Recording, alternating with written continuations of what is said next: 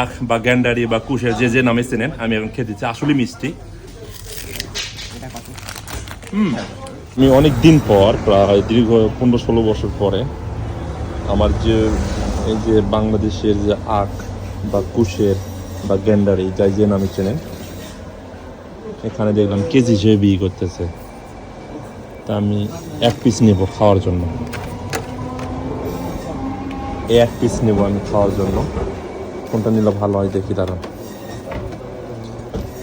কোন দেশ থেকে এসেছে আমি জানি না, মনে হয় বাংলাদেশ বা থাইল্যান্ড বা যে কোনো কোন দেশ থেকে আমি বলতে পারবো না। এক পিস নেই, কেমন হয় দেখি। আপনার যারা এরকম কুশের বা আখ বা গেন্ডারি খেতে চান, এই যে মিলন ভাইয়ের দোকানে এটা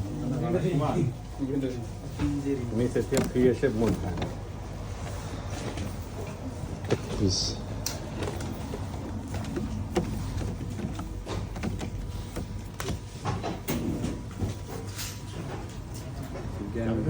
হ্যাঁ না বাবা কাফে খেলে বলবো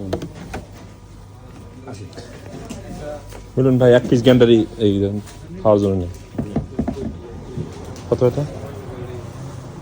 আমি যারা গ্যান্ডারি এটা অনেকদিন পরে দিলাম, মিলানোতে তো এগুলো পাওয়া যায় না সহজে।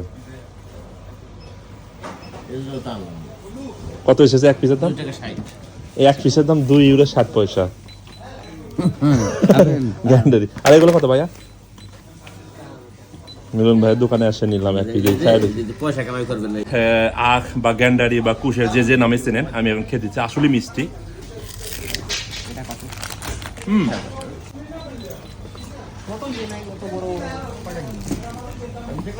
আপনারা যদি এখানে আসেন, এই যে দেখেন এই কুশের বা আখ বা গ্যান্ডারি এই মিলন ভাইয়ের দোকানে পাবেন। এখানে অনেক আপনার দেখলাম, এই সাইডও আছে। এবং আমি এখানে খেতেছি কেজি ভাই বিক্রি করে, আমি এক পিস নিয়েছি, প্রায় 10 মিনিট ধরে খেতেছি। অনেক টেস্ট, অনেক মিষ্টি, অনেক ভালো লাগতেছে। এখানেও অনেক, মানে অনেকগুলো কেস এনেছে, এগুলো পিস হিসেবে বা কেজি হিসেবে বিক্রি করে। তো অসংখ্য ধন্যবাদ। আমার জীবনে প্রায় মিনিমাম 10 থেকে 12 বছর পর আমি এই কুশের বা আখ বা গ্যান্ডারি যে নামে চেনেন আমি খেতেছি। অনেক মিষ্টি, অনেক টেস্ট। আপনি এখানে এসে কিনতে পারেন। এটা হলো মিলানো ক্যাশ হতে মিলন ভাইয়ের দোকানে। এইদিকে দোকান দেখতে দেখান, মিলন ভাইয়ের দোকান।